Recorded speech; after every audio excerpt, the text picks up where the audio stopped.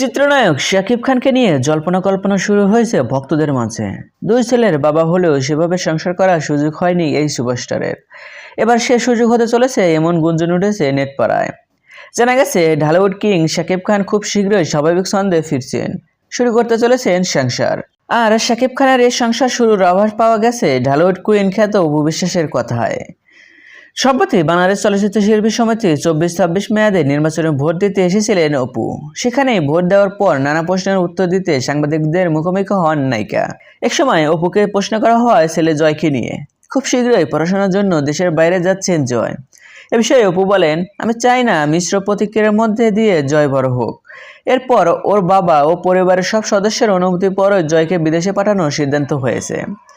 এরপর অপুকে প্রশ্ন করা হয়, যেহেতু জয় এখন ছোট তাই বিদেশে একা থাকবেন কিভাবে, বাবা মা হিসেবে জয়ের পাশে তারা থাকবেন কিনা।